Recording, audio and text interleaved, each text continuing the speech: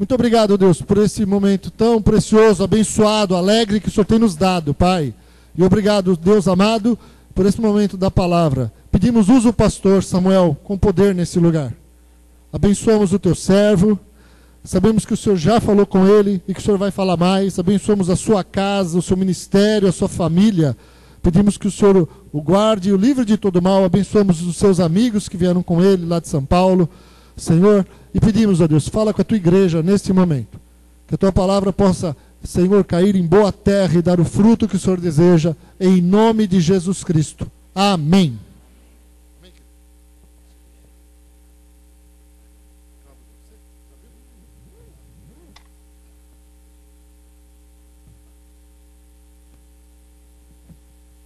Tudo bem, irmãos? Paz do Senhor. É um prazer estar aqui em Santos. Um dia tão especial, né? O Santos ganhou. Melhor, as pessoas estão mais contentes, felizes. O ambiente está mais leve, né? O ambiente espiritual está mais liberado.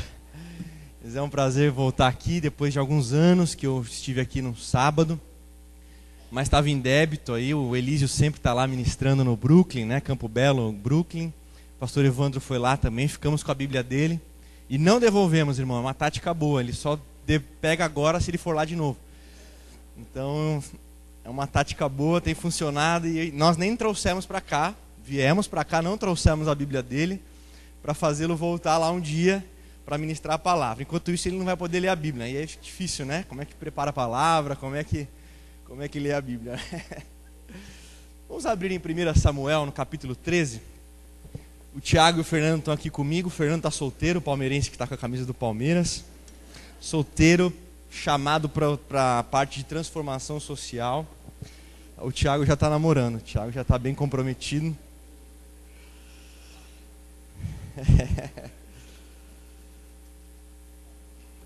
Obrigado pelo convite, viu, pastor? A pastora Sandra, acho que não sei se ela está por aqui, mas feliz aniversário também, né? Muitos anos de vida. A gente tem muitas boas referências da Igreja de Santos lá, quando a gente ouve falar de vocês. Então é muito bom. 1 Samuel, capítulo 13, a partir do versículo 5. 1 Samuel 13, a partir do verso 5.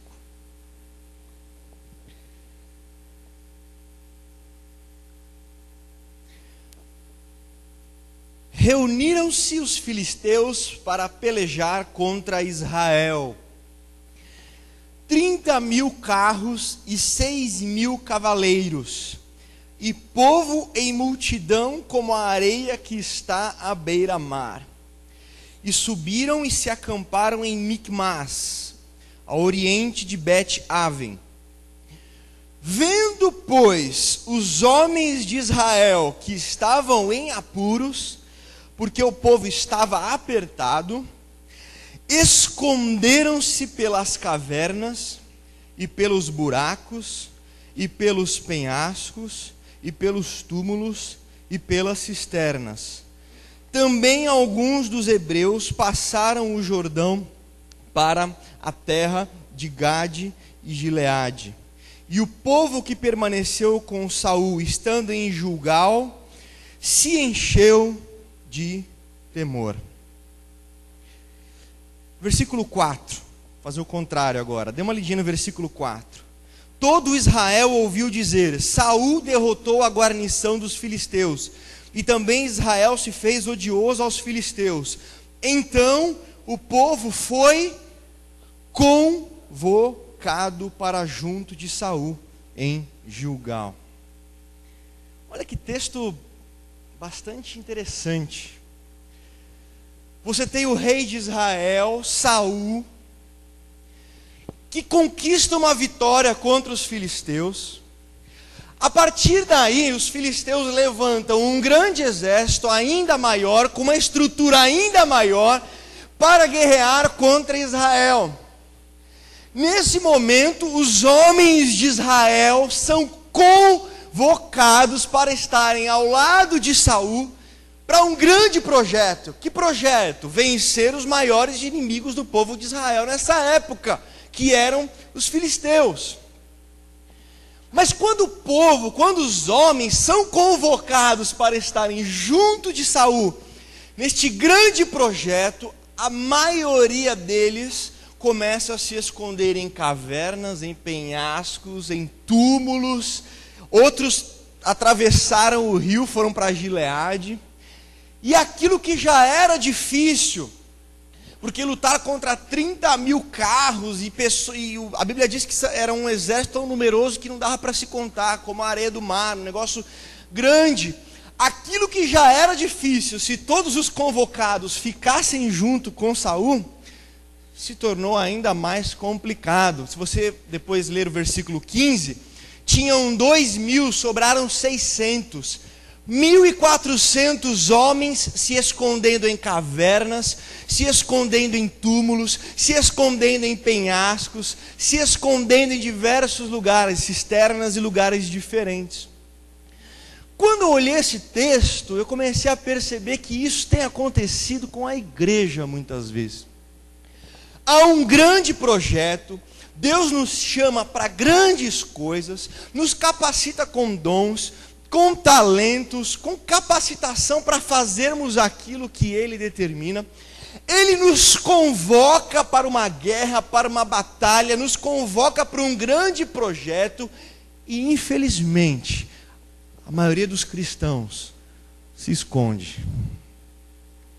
Se esconde da convocação de Deus para a sua vida, assim como esses homens de Israel. E aí o que já é difícil, o que já é uma batalha travada em alto nível, com bastante desgaste, com bastante entrega, se torna ainda mais difícil, porque muitos de nossos irmãos, talvez eu e você nessa noite, abrimos mão da nossa posição e nos escondemos em alguns contextos da nossa vida. E deixamos, como aconteceu, ao invés de 2.000 pessoas, tinham 600 agora para guerrear. Deixamos uma batalha grande, deixamos uma convocação séria, para que poucas pessoas vão para a guerra. E aí nós temos um contexto de irmãos e irmãs, às vezes, sobrecarregados. Porque não apenas tem que cumprir a sua posição, não apenas tem que cumprir o seu papel e a sua convocação, mas tem que cumprir também a posição do irmão que foi convocado para estar ao lado, mas se escondeu por algum motivo. E aí nós temos pessoas se desdobrando, pessoas se desgastando, muitas vezes esgotadas e sobrecarregadas, porque muitos irmãos estão deitados em berço esplêndido, não ocupando suas posições. Aí fica ainda mais difícil. Mateus capítulo 9, versículo 37 vai dizer: a seara é grande e são poucos os trabalhadores. E muitas vezes os poucos trabalhadores que existem estão se escondendo, estão abandonando suas posições. Aí tem aquela brincadeira, né, que você tem que colocar o pé no lugar, aí o outro pé no outro, aí você tem que pôr a mão no outro lugar, aí você tem que mudar. E tem pessoas assim na igreja, muitas vezes. Por quê? Porque talvez você tenha abandonado o seu chamado, talvez você tenha abandonado o seu lugar na guerra. E hoje é uma noite de convocação para você voltar a ocupar o lugar que você sabe que Deus chamou você para ocupar.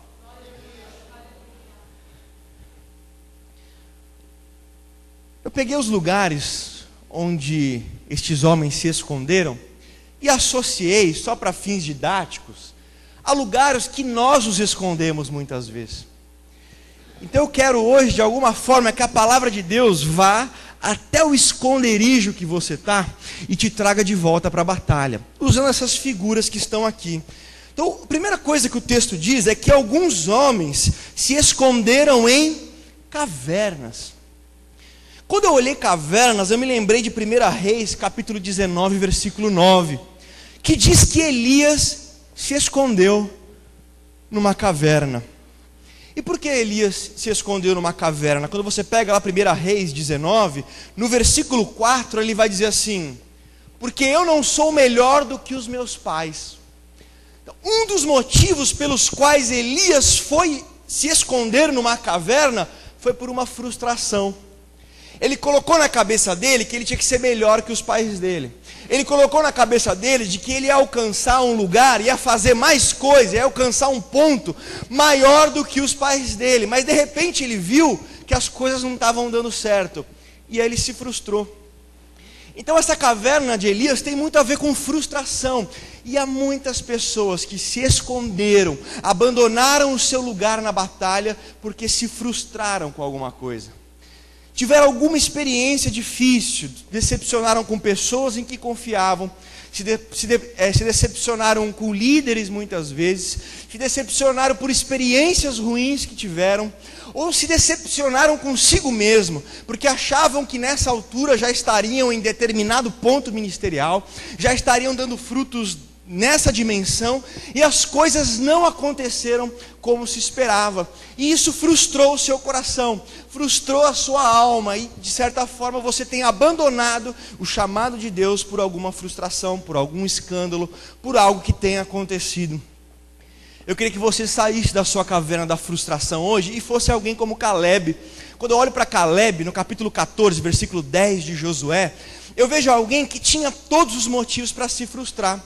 Imagina um cara de 40 anos, Caleb, 40 anos, está bem, na fita, com saúde. E aí Deus promete, olha, vocês vão possuir a terra. Legal, vamos possuir a terra. Aí a galera vai espiar a terra. Quando eles espiam a terra, voltam, só Josué e Caleb voltam animados, crendo, olha, o Senhor nos deu a terra, vamos conquistar, tal. Os outros, não dá, tem gigante, é difícil, é complicado, tal. E aí Deus fala, olha, o povo não vai entrar na terra. Josué e Caleb sim, mas o resto vai ter que passar uma geração no deserto, para morrer no deserto, mas Josué e Caleb vão entrar. E aí começa a passar 1 ano, 2 anos, 5 anos, 10 anos, 20 anos, 30 anos, 40 anos, 45 anos. Se eu sou Caleb, talvez, e muito provavelmente ia chegar, Deus, o que eu tenho a ver com a falta de fé dessa galera? Foram eles que não creram, foram eles que não acreditaram, foram eles que foram incrédulos, e eu estou perdendo a melhor fase da minha vida passeando no deserto. Porque eu tinha 40 anos, tinha vigor para andar, caminhar, correr na terra prometida, aproveitar. Agora eu estou com 85, vou ter que andar de bengala na terra prometida, vou ter que andar muito pouco, não vou poder usufruir como eu poderia usufruir, porque esse povo miserável que não creu, mas eu criei, e ele poderia ter enchido o seu coração de frustração, de amargura, e abandonado o projeto. Quer saber? Eu não quero mais saber de terra prometida, eu não quero conquistar mais nada, eu já estou muito velho, já não dá mais nada. Mas quando você pega o versículo 10, a partir do versículo 8, 9, 10, do capítulo 14 de Josué, não é isso que você encontra. Você encontra alguém que tinha todos os motivos para estar frustrado, mas não estava. E aí Caleb vai dizer, olha, quando Moisés deu a palavra que nós entraríamos, conquistaríamos a terra prometida, eu tinha 40 anos, mas 45 anos se passaram, e hoje eu tenho 85 anos, mas a minha força ainda é a mesma para entrar na terra, para conquistar a terra, para possuir por herança aquilo que Deus prometeu, aquilo que Deus fez. Então Caleb não encheu o seu coração de frustração. Não foi como eu queria, não aconteceu quando eu esperava, não foi do jeito que eu estava ansiando. Não, ele falou, a minha força ainda é a mesma, eu ainda acredito do mesmo jeito, eu ainda vou caminhar do mesmo jeito. Às vezes nós nos amarguramos demais, às vezes nós nos frustramos demais, e isso desanima a nossa força, diminui a nossa força. Nós precisamos de uma geração de Caleb, que tem um alvo, que tem um objetivo, que tem um foco, e não importa o que vai acontecer à volta, eu vou continuar olhando para esse alvo. Deus me convocou, Deus me chamou para algo, e se as circunstâncias forem difíceis, eu estou olhando para Ele. Às vezes nós somos muito como Pedro, que quando desceu do barco para andar sobre as águas com Jesus, logo tirou seus olhos de Jesus e começou a olhar as ondas que estavam ao seu redor. Nós perdemos muito tempo olhando para as ondas, olhando para aquilo que não está do nosso agrado, olhando para aquilo que a gente gostaria que fosse, mas não é. Deus te chamou para esse contexto, Deus te chamou para essa realidade, para viver na sua família onde você nasceu, no lugar onde você nasceu, para mudar as realidades que estão à sua volta. Então, se por algum motivo você se frustrou, hoje é noite de você sair dessa caverna e voltar a ter uma força como a de Caleb. Olha o que Davi fez em 2 Samuel, no capítulo 6. Eu quero levar a arca de Deus de volta para Jerusalém. Aí ele foi tentar com os bois, não deu certo, né? Porque não leu a Bíblia antes, não sabia direito como é que tinha que levar, que eram os levitas que tinham que levar. Deu errado, deu um problema, teve um acidente, morreu gente. Talvez se nós fôssemos Davi, Deus, não gostei. Tinha intenção de levar a arca para Jerusalém, a tua presença de volta para Jerusalém, e olha o que aconteceu. Quer saber? Deixa essa arca para lá, não quero saber mais disso. Não, no mesmo capítulo 6 ele foi, buscou a arca de novo e levou para Jerusalém, do jeito certo. Então, essa capacidade de insistir, essa capacidade de continuar, mesmo quando as circunstâncias parecem que estão contra, ou não está acontecendo do jeito que você esperava, você tem um alvo, você tem um foco, você sabe para onde você está indo, e se alguém pisar na bola com você, a sua fé não está nas pessoas, a sua confiança não deve estar nos homens, deve estar no autor e consumador da nossa fé, e aí você continua, aí você permanece, e tem sempre aquela chama. O que me impressionou em Caleb foi esse vigor, de ter sangue nos olhos. Tem que ter sangue nos olhos, tem que confiar que Deus ainda é o mesmo, que Deus ainda está operando, que Deus ainda está fazendo. Às vezes a gente é muito xoxo, a gente é muito cansado, a gente é muito frio, a gente é muito desanimado, a gente é muito para baixo. Eu acho muito legal aquilo que está em 2 Reis capítulo 4, versículo 4, aquela passagem de Eliseu, onde ele está com a viúva e fala: olha, pega um monte de botija aí com seus vizinhos, tal. Aí ela traz um monte de botija, aí Eliseu vai falar: olha, pega uma botija, Deus vai fazer o milagre, vai encher aquela botija de azeite, quando tiver cheia, coloque de lado e pegue outra botija vazia. Porque a nossa tendência é pegar o que Deus já fez e ficar só preso naquilo que Deus já fez. Nossa, a botija cheia de azeite, olha que legal, olha o que Deus fez, olha o que Deus fez em 1950, olha o que Deus fez naquela época assim era boa, olha que legal que era aquilo, aquele evento, aquela circunstância. A gente fica só se alimentando do que Deus já fez. Aí Deus está te falando: coloca isso, muito legal, que sirva de inspiração, mas põe de lado e pega outra vazia, que eu tenho mais para fazer, eu tenho novidade de vida para fazer, tem coisas novas para acontecer na nossa vida. É chato quando você pega uns cristãos que, já passei por tudo, já vivi tudo, já estou de boa. Você está animadinho agora, mas isso passa, viu, com o tempo. Isso aí é meninice, viu? Quando você amadurecer. Eu não quero uma maturidade que me esfrie. Nós não queremos uma maturidade que nos afaste de Deus, nos deixe congelando, deixe o nosso coração frio, distante, para não chorar mais, para não se derramar mais diante de Deus. Não é isso que nós queremos. Então saia dessa caverna de frustração. Se algo aconteceu que desanimou o seu coração, vá além disso. Saia dessa caverna. Uma das coisas legais que tem nesse texto é que Deus fala assim: Elias, o que você está fazendo aqui? Porque Deus estava na caverna. Senão ele falaria: ô Elias, o que você está fazendo aí? Se ele estivesse fora. Mas Deus entra na caverna. Quando Elias chegou, Deus já estava lá. Falou: aqui não é o seu lugar não, meu filho, vai para fora. Vai para fora da caverna, que aqui não é o seu lugar. Você é profeta de Deus, você é chamado por Deus. Vai em frente. Então, em nome de Jesus, se você sente o seu coração frustrado, vamos superar isso hoje. Vamos colocar isso na presença de Deus, para que você saia dessa caverna. Tem uma mulher que disse algo importante. Ela diz assim: o que você levará anos para construir, alguém pode destruir de uma hora para outra. Construa assim mesmo. Faça assim mesmo. Mas eu vou trabalhar 10 anos para construir um negócio, e daqui a pouco vem alguém e desfaz tudo. Faça assim mesmo, porque você faz para Deus, você faz para que Deus veja, para que Deus reconheça, para que Deus frutifique, não para que as pessoas vejam, aplaudam, reconheçam ou coisas desse tipo. Amém? Em segundo lugar, diz o texto que os homens se esconderam em buracos. Quando eu vi buracos, eu me lembrei de José, onde José foi colocado num buraco por seus irmãos. E eu pensei em provação. Há pessoas que se escondem do seu chamado de Deus, porque às vezes começam a passar uma provação atrás da outra. E assim, provação é provação, tá, irmão? Tem consequência de pecado. Tem pessoas que pecam, fazem coisas erradas, e aí vem as consequências. Deus está me provando. Não está provando, não. Está provando, não. Isso é consequência do seu pecado. Você, quando escolhe uma escolha, você não escolhe apenas a escolha, você escolhe a escolha e as consequências dela. Não existe escolher só a escolha, ela vem acompanhada de consequências. Quando você faz essa escolha, você está escolhendo tudo. E aí tem situações que a gente passa que é porque a gente fez bobagem, decidiu errado, tomou uma decisão errada, tem que pedir misericórdia a Deus e seguir em frente.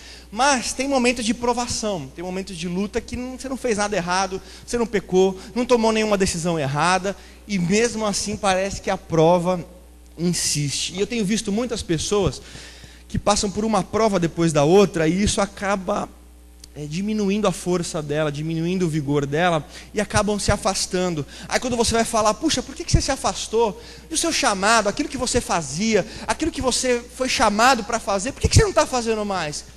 Minha vida está muito difícil, a pressão está muito grande, a aprovação está muito grande, a correria está muito grande, e aí eu acho que isso não é para mim não.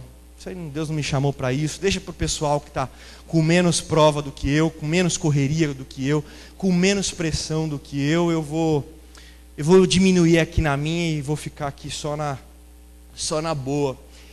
Isso é uma confusão que se faz com a aprovação. A aprovação, ela tem o objetivo de te impulsionar.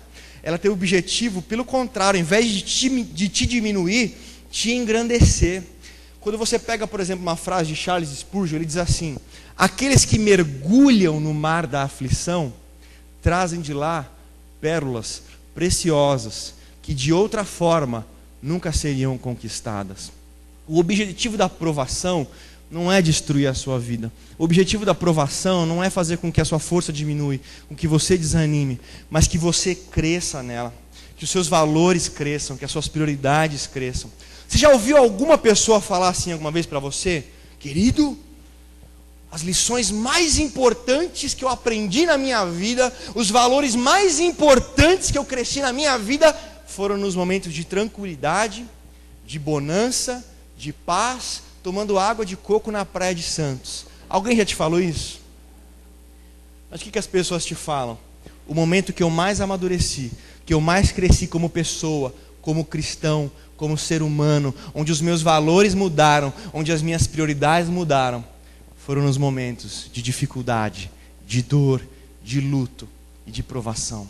Então a provação, ela tem esse objetivo. Então se você sente que você está sendo pressionado por provação, isso não é para você diminuir a sua intensidade, ao contrário, é para você aumentar, é porque Deus está te preparando para coisas maiores, não é porque Ele não te ama, é o contrário, é porque Ele te ama, é porque Ele quer te fazer crescer, é porque Ele quer te levar num lugar a mais, num lugar mais longe. Olha que interessante Daniel capítulo 3.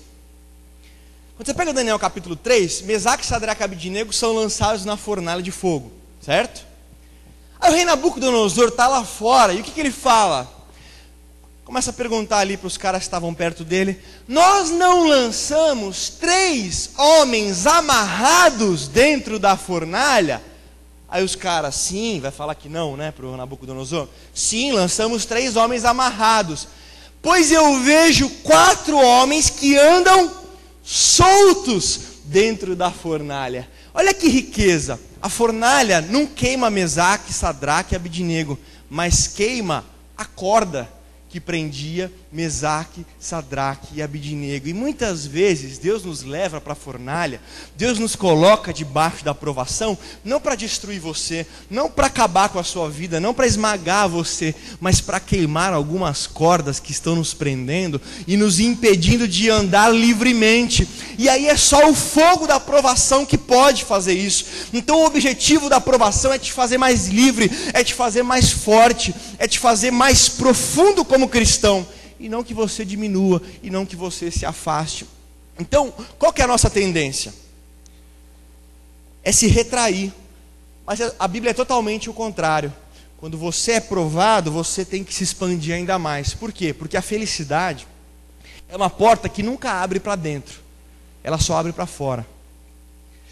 Então, a pessoa que quer ser feliz puxando para ela, focando nela, buscando felicidade, tendo ela como centro de tudo.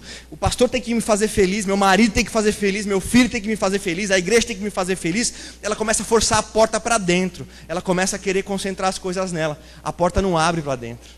A porta da felicidade, da realização e da significação da nossa vida, ela sobe para fora. Quando você vive pelo outro, quando você doa, quando você entrega. Então, nos momentos de provação, qual que é a mentira do diabo? Você tem que pensar mais em você, você tem que focar mais na sua vida, você tem que buscar que as pessoas girem em torno de você, e isso vai te fazendo forçar a porta para dentro.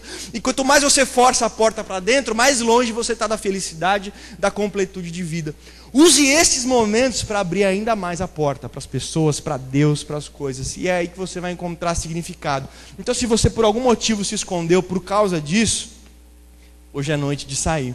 Algumas pessoas se esconderam em penhascos.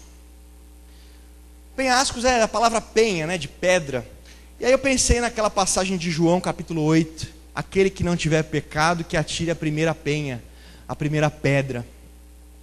E algumas pessoas abandonaram seus chamados por causa de acusação. Se sentem acusadas pelo inimigo, estão aceitando essa acusação na sua vida, estão recebendo essas palavras de que eu nunca vou ser, eu pisei na bola, olha o que eu fiz, eu estava indo bem, mas de repente caí em pecado, de repente dei uma pisada de bola. Isso está te pressionando, está te esmagando tanto que você não consegue reassumir a sua posição no reino de Deus. Você não consegue reassumir a posição que você tem nessa batalha. E eu queria te dizer que você não pode deixar que o diabo dê a última palavra na sua vida. Eu fico impressionado como nós cristãos, nas nossas casas, famílias, no nosso trabalho, nós falamos coisas que quem mais diz amém é o diabo e não Deus. Olha para quem está do seu lado e pergunta assim: quem é que diz mais amém quando você fala? Deus ou o diabo? Quando você fala, meu marido é um traste, não tem jeito, isso daí já está assim há 10 anos, não muda mais, você não tem mais esperança. Quem é que diz amém numa situação dessa? É o diabo. Amém. Está quase convertendo a sua religião aí que você está inventando. Mas quando você fala, meu marido hoje não está bem, mas em breve eu vou ver ele servindo ao Senhor, vai ser um homem íntegro, reto, honesto. Quem é que diz amém? Deus. Porque esse é o projeto dele, é o plano dele. Ah, o meu filho não quer saber de Deus, não quer saber de nada, acho que o negócio é prepara e leva. Também nem tanto, né? Ah, não tem mais jeito e tal. Aí o diabo está na sua casa, amém. Glória a Deus, sei lá o que ele fala, mas ele está lá batendo continência, continua assim, essa teologia é 10, estou adorando. Mas quando você fala, meu filho hoje não está bem, mas ele vai mudar, ele vai ser transformado, ainda vou ver meu filho frutificando, vou ver meu filho realizando, aí o diabo vai lá, tem que fugir, Deus vem falar amém. É isso que eu quero para o seu filho. Aí quando você fala de você, eu tinha muita chance de ser usado por Deus, de cumprir meu chamado, mas eu pisei na bola lá no passado, eu já fiz coisa muito errada, e aí não tem mais jeito, já tem uma marca na minha vida que agora eu nunca mais vou ser aquilo que eu podia ser, e infelizmente eu perdi aquilo que Deus tinha para mim. Aí o diabo, o que ele fala? Amém. Aí quando você fala, é verdade que eu dei uma desviada, é verdade que eu pisei na bola, é verdade que eu tinha oportunidades que eu perdi, mas Deus vai me erguer de novo, vai me fortalecer de novo, eu vou voltar a ser aquilo que eu era, e ainda mais, de tudo aquilo que foi perdido de tempo, de chamado, vai ser restituído, e eu vou ocupar minha posição de novo. É Deus que diz amém. Eu brinco com o jovem às vezes, quando o diabo vem para uma conversa com você, e você tem que deixar que a palavra seja a última autoridade na sua vida. Então o diabo, quando ele pegar um tempo de vulnerabilidade na sua vida, onde você pisou na bola, o que ele vai te dizer? Meu, dançou, você já está condenado. Você, com toda essa oportunidade que você teve, com toda essa história que você tem, que você conhece a Bíblia, que você está na igreja há quanto tempo, já está jurássico na igreja, olha o que você fez, meu. Já era, você está condenado. Aí você, Romanos capítulo 8, versículo 1, nenhuma condenação há para os que estão em Cristo Jesus. Mas aí ele vai te dizer, mas você pecou, né? Você deu uma pisada de bola legal, pecou, então acho que agora você dançou. 1 João capítulo 1, versículo 7. O sangue de Jesus, o Filho de Deus, nos purifica de todo o pecado. Não, mas calma, é todo, mas não é bem todo assim. O seu é muito grave. Se fosse um pecadinho tranquilo, assim, sabe? Aquele que não dá muita repercussão, beleza. Mas é que o seu pecado é the house is down, é muito grande. A casa cai, não tem jeito. Você está mal, não tem mais o que fazer. Isaías capítulo 1, versículo 18. Ainda que os vossos pecados sejam como a escarlata, se tornarão brancos como a lã. Ainda que sejam vermelhos como o carmesim, se tornarão brancos como a neve. Mas você caiu, meu, olha o tombão que você tomou, caiu de boca no chão, todo mundo esperando de você, que agora você ia, que agora você é tal. Caiu aí que nem uma banana no chão. É verdade, eu caí. Mas o Salmo 37, 24 diz: mesmo que caia, não ficará prostrado. Mas o problema é que não é a primeira vez que você caiu. Se fosse a primeira vez, beleza, a gente releva, dá um jeito, Deus fala, beleza, caiu uma vez, não tem problema. Você já caiu várias vezes, meu, aí não tem quem aguente um negócio desse. Provérbios capítulo 24, versículo 16. 7 vezes cairá o justo, 7 vezes Deus o levantará. Mas você pecou, lembra? Está na sua cabeça, você vai dormir, você lembra, você sabe o que aconteceu, você lembra toda hora o que aconteceu. Você vai falar, é verdade, eu não sofro de amnésia, eu lembro realmente que eu pequei, que eu pisei na bola. Mas Isaías capítulo 43, versículo 25, Deus diz: eu sou o Senhor que apaga as tuas transgressões, e dos teus pecados não me lembrarei mais. Eu ainda me lembro, diabo, mas o Senhor não se lembra mais. Mas eu vou te acusar. Só não tenho nada para fazer, só fico fazendo isso mesmo, arquitetando, acusando. É minha alegria fazer isso, vou ficar acusando. Você vai me acusar?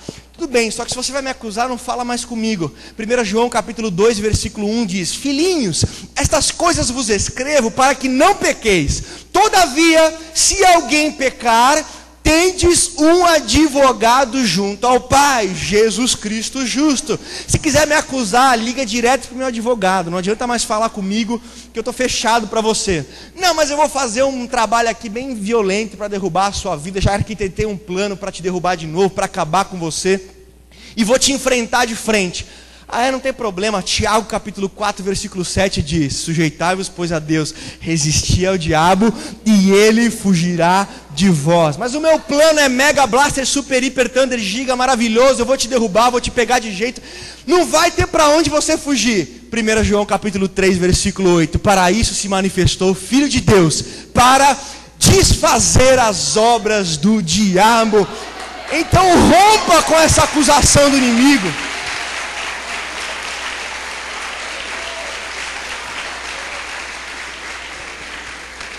Pare de deixar que o diabo declare a última palavra sobre a sua vida. Se algo aconteceu, se em algum momento você tropeçou, retoma. Nós temos um Deus perdoador, nós temos um Deus que ergue aquele que está caído. Volte hoje. Deus apaga as suas transgressões e escreve uma nova história para você. Volta para a batalha, você está sendo convocado. Volte para o seu lugar, porque o seu chamado ninguém vai poder cumprir no seu lugar. Ele é seu. Eu preciso correr com o horário. Hoje é festa, né? Aniversário da pastora Sandra, não é? Festa não tem hora para acabar, né? Sabe como a gente parece às vezes? É uma ilustraçãozinha, né? Não é uma história verdadeira. Mas tinha uma senhora carregando um saco de feijão nas costas, assim, pesado. E aí tinha um rapaz passando com uma carroça ao lado dela e viu que aquela senhora estava sofrendo para carregar. Falou: senhora, minha carroça aqui está vazia, a senhora não quer subir? A senhora está indo na mesma direção que eu levo a senhora para lá. A senhora sobe. Ela agradeceu, falou: muito obrigado, vai ser muito bom, porque está muito pesado, está muito difícil. Aí ela, com o saco nas costas, subiu, sentou e ficou com o saco nas costas. Ele falou: senhora, pode pegar o saco e colocar naquele canto da carroça ali. Não, aí seria muito abuso da minha parte. Mas eu já estou carregando esse saco que você está querendo carregar. E assim é a acusação do inimigo na nossa vida. Tem coisas que Cristo já levou sobre a cruz, já está sobre ele, já está perdoado, e a gente fica carregando umas coisas nas costas que não pode carregar mais. Então, hoje, noite de você não voltar mais nesses assuntos que tem te prendido e que Deus tem perdão para você. Amanheceu hoje, as misericórdias do Senhor se renovaram. Lamentações 3:23. As misericórdias do Senhor se renovam a cada manhã. Então, se hoje não foi um bom dia, vá dormir e acorde sabendo que elas se renovaram, para que você não precise parar, para que você não precise desistir no meio. Quarto lugar, alguns homens se esconderam em túmulos. Olha que desgraça. Os caras, para fugir da guerra, se esconderam até em túmulos. E que eu pensei? Falei, que interessante. Homens vivos, convocados para uma batalha, vivendo como homens mortos. Lá no túmulo, deitadinho assim, né? Mas é um morto que fica assim. Mas eles estavam vivos ainda. Homens vivos, vivendo como homens mortos. Isso me lembrou de pecado. Efésios 2:1 fala: vocês estavam mortos em delitos e pecados, quando Deus vos deu vida. Então nós temos vida, cheios do Espírito Santo, a presença de Deus em nós, lavados pelo sangue de Jesus, revestidos com a armadura de Deus, mas às vezes, mesmo estando vivos, nós começamos a viver como mortos, em pecado. E permitimos que alguns pecados, nós fazemos alianças com alguns pecados. Não é aquele acidente que acontece com todo mundo, aquela situação pontual, mas nós nos aliançamos com alguns pecados. E aí estamos vivos porque fomos salvos e ao mesmo tempo começamos a viver como mortos. Viver em pecado. E aí isso vai roubando você de tal forma que você vai deixando aos poucos o seu lugar na batalha. Algumas pessoas abandonaram seus lugares na batalha por causa de pecado, com o qual se aliançaram, com o qual não estão rompendo. Isso vem roubando a sua vida mês após mês, mês após mês, e você não consegue viver aquilo que Deus tem para você. Tem uma passagem em 1 Samuel 11, onde um homem chamado, não precisa abrir, depois você anota e lê em casa, mas 1 Samuel 11, um homem chamado Naás, e Naás significa serpente. Esse cara, ele foi guerrear contra os homens de Gileade, que era o povo de Deus. Quando ele chegou, os homens de Gileade falaram: ei, não, tranquilo, não precisa brigar não, tá nervosinho por quê? Vamos brigar não, não vamos ter guerra entre a gente não. Nós aceitamos te servir, nós aceitamos nos submeter ao teu serviço, à tua vontade, aquilo que você quiser. Não precisa guerrear contra a gente não, nós aceitamos, nós nos rendemos diante de você. Aí o Naás falou: bom esse negócio, não precisa guerrear, e os caras aceitam me servir, show de bola. Só que Naás tinha uma condição. Tudo bem, eu não mato vocês, não destruo vocês, mas em contrapartida eu quero vazar o olho direito de todos os homens de Gileade. Eu vou furar o olho direito de todos os homens. Por que isso? Porque o olho direito é o olho da guerra.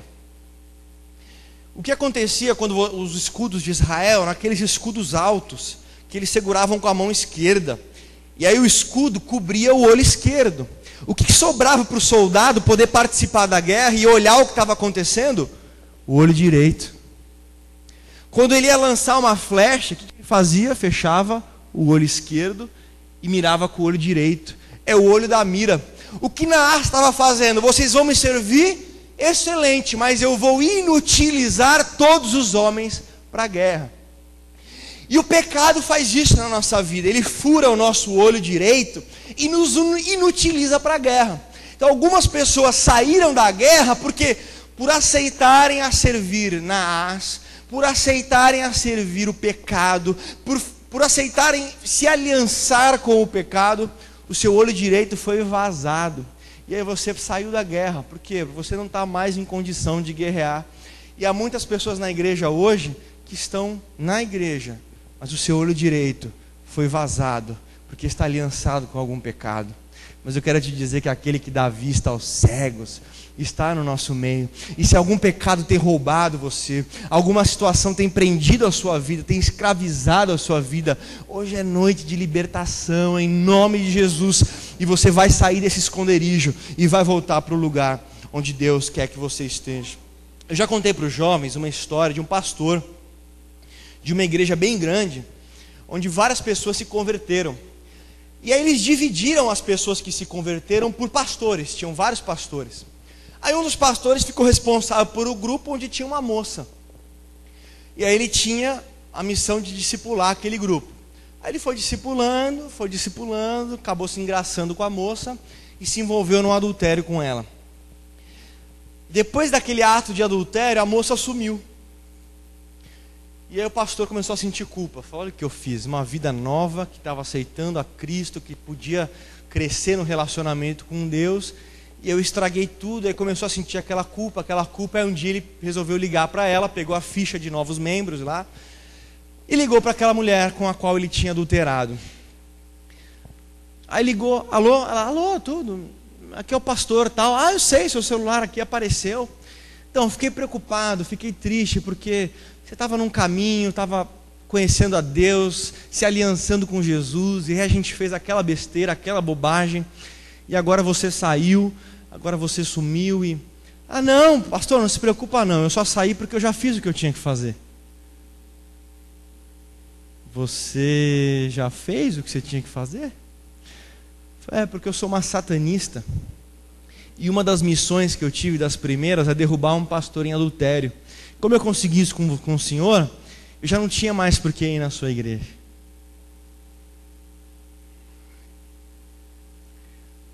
E aquele pastor ficou mal, se fechou, entregou o seu pastorado e depois eu não sei mais o que aconteceu.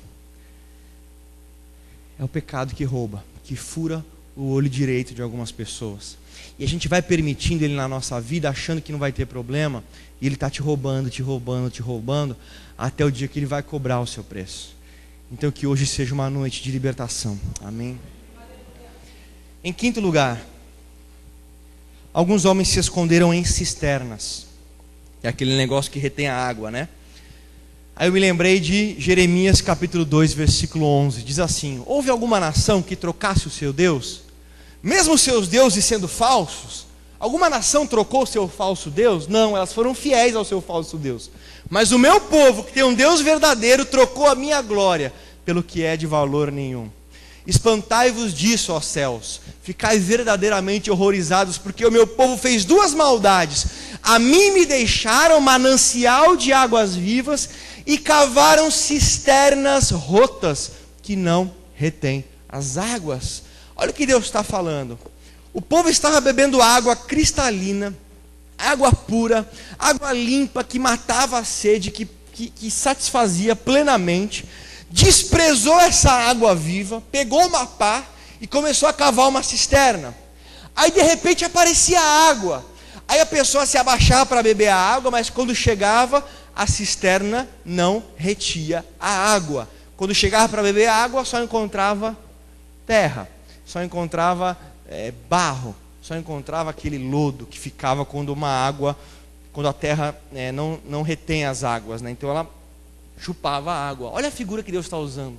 Estão trocando a minha glória pelo que é de valor nenhum, assim como uma pessoa que abandona uma fonte de águas vivas e cava um buraco tentando encontrar água, mas o buraco não retém as águas. Isso não tem a ver com pecado, mas isso tem a ver com circunstâncias que a gente começa a trocar Deus por coisas que em si não são pecados, coisas que em si não contrariam nenhum mandamento, mas nós começamos a colocar em primeiro lugar, nós começamos a colocar no lugar de Deus.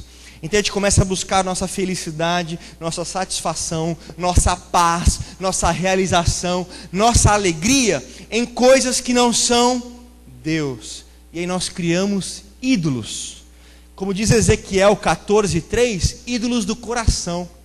Porque a gente não gosta, né, de fazer imagem e tal, esse negócio a gente não, passa longe e tal. Mas a gente cria umas imagens e uns ídolos no nosso coração. Idolatria é algo muito maior do que criar uma imagem. É algo que nasce no profundo do nosso coração, no profundo do nosso ser. Aí a moça, ou o moço, queria tanto namorar. Samuel, eu queria tanto namorar, estava esperando, né? Comecei lá no Salmo 40, esperei com paciência no Senhor, Ele inclinou seus ouvidos para mim. Esperei, aí fui para o Salmo 70, né? Apressa-te, Senhor, em responder o meu clamor. eu estou ansiosa. Aí passei do Salmo 70, fui para João 6,37. Aquele que vem a mim de maneira nenhuma eu lançarei fora. E aí não resolveu também, eu fui para Lucas 14,21. Vão às praças, tragam os doentes, tragam todos que estiverem. E agora que eu encontrei o Brad Pitt de Jesus, que se apaixonou por mim, diz que eu sou a razão da vida dele, eu não posso colocar ele como a fonte da alegria. Exatamente. Eu posso contar casos e casos e casos de moços e moças que eram usados por Deus, eram bênçãos de Deus na igreja, começaram a namorar, morreram. Por quê? Não pode namorar? Não é isso. É porque começa a colocar o namoro num lugar onde ele não pode estar. Começa a colocar a família, filho, começa a colocar trabalho, começa a colocar faculdade. Em lugares onde eles não devem estar, você começa a trocar a glória de Deus por aquilo que não pode te satisfazer, por aquilo que não vai matar a sua sede. Então, outro exemplo, Bíblia, palavra. Desculpa, irmãos, assim, tem gente que... Tem um cara no Brooklyn, vou falar lá da comunidade do Brooklyn, né? Fala mal da gente, não tem problema. Então, um dia a esposa dele veio falar comigo: Samuel, eu queria que você fosse jantar um dia lá em casa. Com certeza, coisa boa, jantar e tal. Mas porque tem um probleminha para resolver. Não sabia que estava muito bom para ser verdade. Mas o que aconteceu? É meu marido. Eu falei: o que aconteceu com seu marido? Só fica no videogame. Aí você olha para o cara, um homem, barbadão. Aí eu vou ter que ir lá na casa dele, chutar a porta da casa dele. Falar: amigo, você vai virar homem ou não vai, meu? Você acha que é tempo ainda de você ficar 2, 3, 4 horas jogando videogame? Vai ler a Bíblia, vai fazer coisa que frutifica. Aí você pergunta o negócio da Bíblia pro cara: não sei. Pergunta pro pastor. Pergunta pro outro. Mas poxa, e quando você precisa de uma palavra? Eu abro. Eu pego, coloco o dedo. Isso pode até funcionar, mas com gente que lê Bíblia, com gente comprometida com Deus. Agora aventureiro que nunca lê a Bíblia e fala: não, agora vai cair do céu um versículo porque eu preciso agora, tal. Aí é aquela brincadeira, né? O cara vai lá e abre Mateus 27:5. E foi Judas e se enforcou. Falou: não, isso é o inimigo falando. Vou fechar. Senhor, fala de novo com o teu servo. A tua palavra rema, né? Tá. Ele abre de novo, Lucas 10:37. Vai tu e faz o mesmo. Ele fala: não. O inimigo está insistiu com Jesus. Quanto mais comigo, vou abrir de novo. Aí ele fecha, abre de novo João 13:27. Aquilo que tens de fazer, faz-o depressa. Não é possível, isso não pode ser. Ele abre de novo Lucas capítulo 6, versículo 46. Porque me chama Senhor, Senhor, e não fazes o que vos mando. Você conhece a palavra, se você desliga alguns programas que não vão te edificar, se você para de perder tempo com besteira que não vai edificar a sua vida, você consegue se enriquecer com aquilo que te faz mais cristão, aquilo que te faz mais homem, aquilo que te faz mais mulher. Às vezes as esposas, tudo que elas queriam era um cara que elas pudessem olhar: eu admiro, eu vou com ele até onde for, que precisar. Aí você vê o cara só quer jogar videogame. Eu não acreditei quando ela me falou isso. Eu estou revoltado até agora. Eu vou ter que ir lá, ainda não fui. Vou ter que ir lá. Estou orando: Deus, não é possível. Muda o coração desse banana de pijamas aí, não é possível.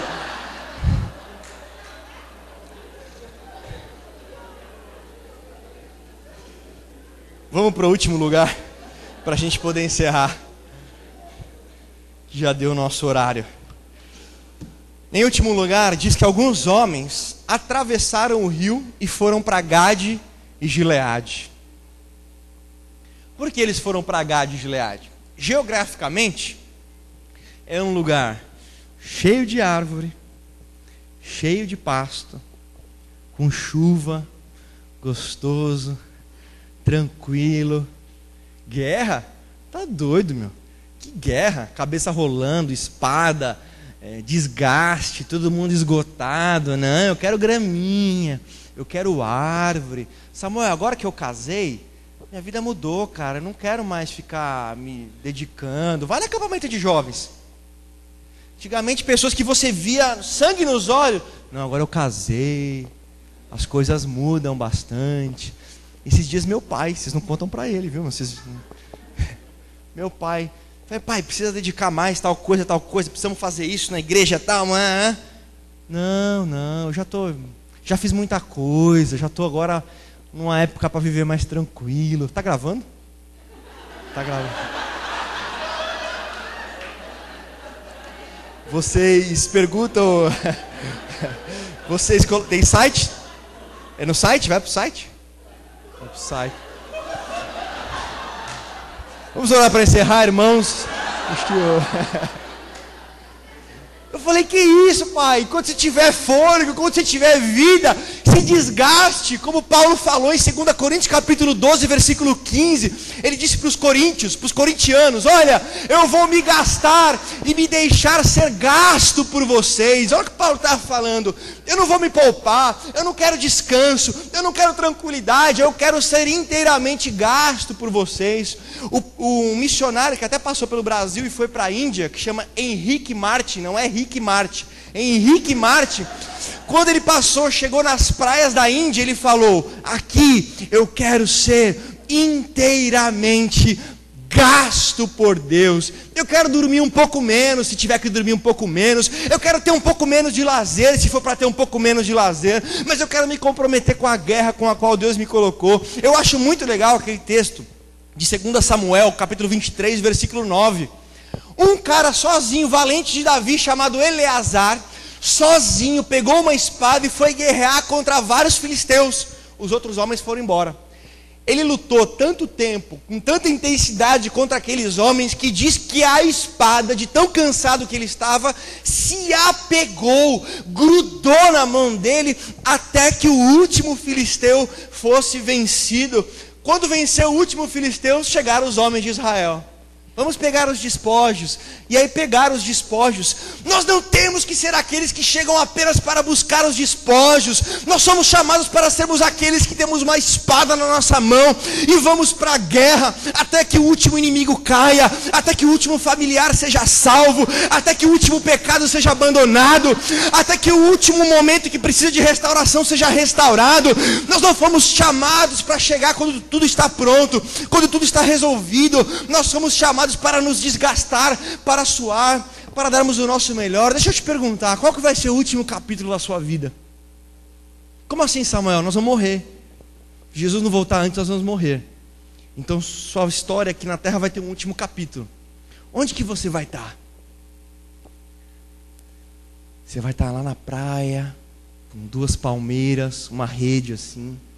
E aí você vai estar deitado naquela rede, enquanto seus irmãos estão no meio da guerra, estão dando o melhor, e você vivendo a sua vida tranquila, vem no culto, chega a hora que quiser, vai embora, está tudo acontecendo, está tudo pronto, os irmãos já guerrearam para fazer a coisa acontecer, e você sempre chega na hora de colher os despojos, sempre na hora da tranquilidade. O último capítulo da sua vida vai ser como Eleazar, você lá no meio da guerra, e a espada para cá, a espada para lá, você dando o seu melhor, até a hora que Deus fala, ei, chega, é hora de receber a coroa, é hora de receber o prêmio da sua vitória.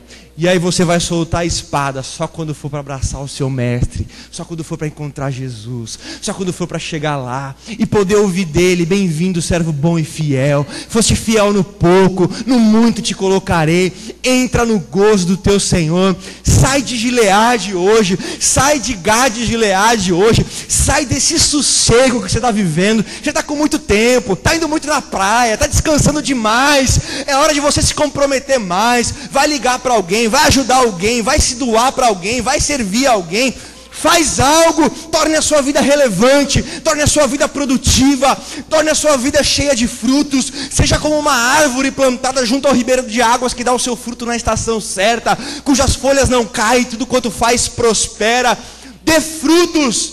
Eu lembro até hoje da história que o John Piper contou para a gente terminar. Ele disse que ele era novo ainda. John Piper é um pregador bastante famoso do Evangelho. Ele falou que uma das cenas que mais marcaram a vida dele foi um dia o pai dele pregando e um senhorzinho, no final do culto, já bem velhinho, foi até lá à frente, se converteu. E quando o culto acabou, aquele senhor sentou no banco na primeira fila, com as mãos, com a cabeça no joelho, com as mãos na cabeça, E John Piper diz que ele chorava e gritava: desperdicei, desperdicei, desperdicei toda a minha vida. Que isso não aconteça comigo e com você. Que nós sejamos encontrados no meio da guerra. Vamos ficar de pé.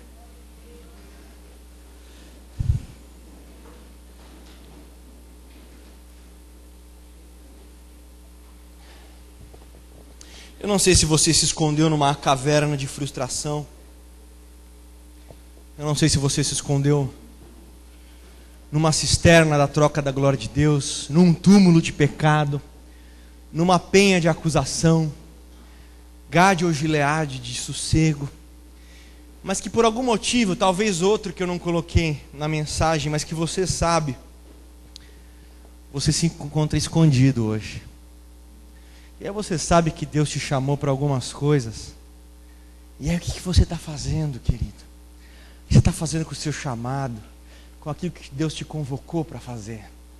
Eu queria muito orar por você antes de passar o microfone para o pastor Evandro. Orar para que hoje seja um marco na sua vida, do dia que você vai se lembrar de que você estava escondido e você voltou para a guerra. Você voltou para aquilo que Deus te chamou. Você voltou para aquilo, para o lugar que você às vezes já ocupou um dia. E hoje você se afastou dele. Hoje você esfriou. Hoje você não está naquela intensidade que você tinha. E hoje você quer falar: Senhor, eis-me aqui de novo. Devolve para mim, Senhor, a minha espada. Devolve para mim a minha armadura. Devolve para mim o tempo que eu perdi, Senhor. Restaura, restitui, Senhor.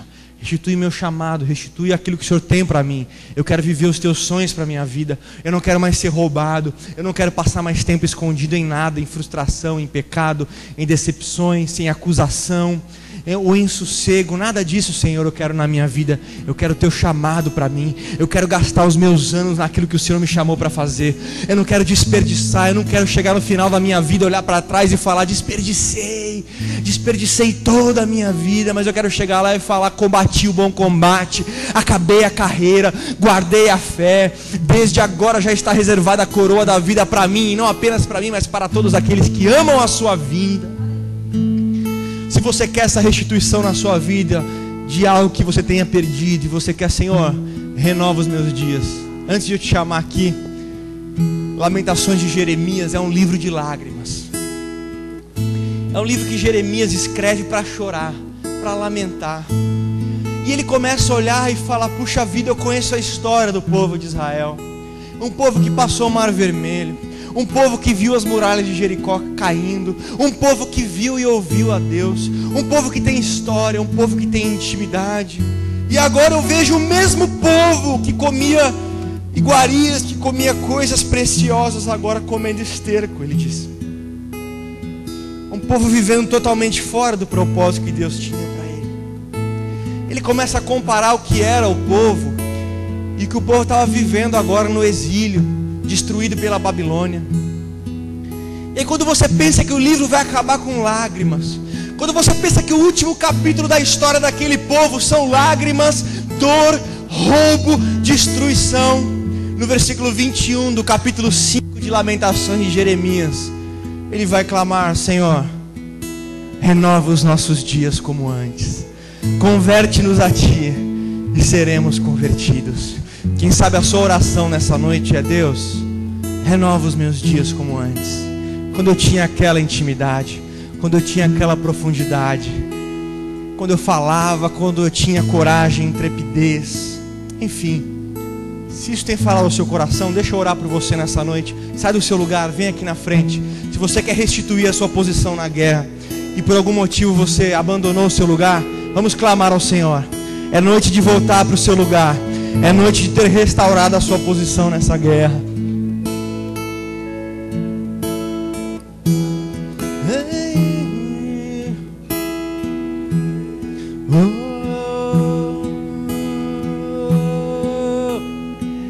Ah, Senhor, nós queremos ouvir, Senhor, o barulho das espadas nessa noite. Dos teus valentes que retornam, dos teus guerreiros que assumem sua posição. Vem para a guerra, querido. Eu fico imaginando o que vai acontecer com a igreja de Santos, que já está vibrante. Já tem tanta gente cumprindo o seu chamado. Se você que veio aqui na frente reassumir a sua posição nessa guerra e falar para Deus: eis-me aqui, envia-me a mim. Faz queimar de novo, Senhor. Senhor, faz queimar de novo, Senhor, o teu chamado. Aquela voz que atraía, aquela voz que ardia nos corações. Aquele sonho missionário, aquele sonho de servir, de se entregar, de viver para ti, de viver por ti. Restaura, Senhor, o calor, a chama. Restaura, Senhor, o amor. Em nome de Jesus, tudo aquilo que te roubou não te roubará mais. Em nome de Jesus, o tempo de roubo, o tempo de esconderijo acaba hoje. Em nome de Jesus, em nome de Jesus. Fale com o Senhor, conte para Ele: Senhor, o Senhor me chamou para isso. Essa era a minha posição. O Senhor me chamou para essa obra e eu tenho me escondido, Senhor. Me perdoa nessa noite, Senhor. Me perdoa nessa noite. Perdoa-me, lava-me com teu sangue. Lava-nos, Senhor, nessa noite. Perdoa a nossa omissão muitas vezes. Perdoa, Senhor, se deixamos os nossos irmãos lutando uma guerra que era nossa. Mas hoje eu estou de volta, Senhor. Eis-me aqui, Senhor. Equipa-me com a tua armadura, Senhor. Eu quero a guerra. Eu não quero ser encontrado dormindo. Eu não quero ser encontrado descansando. Eu não quero ser encontrado folgando. Mas eu quero ser encontrado no meio da batalha. Eu quero ser encontrado no meio da guerra, Senhor. Restitui, Senhor. Restitui a minha posição. Restitui, Senhor, os talentos que eu enterrei, os talentos que eu desprezei. Restitui na minha vida, Senhor. Volta a falar comigo. Volta a queimar o meu coração, Senhor. Volta a arder na minha vida, Senhor. Traz de volta. Traz de volta. Traz de volta, Senhor. Eu me lembro de Sansão. Eu me lembro de Sansão, um homem com um chamado, um homem com uma vocação, um homem com um propósito, mas ele se escondeu. Sansão se escondeu, ele se escondeu.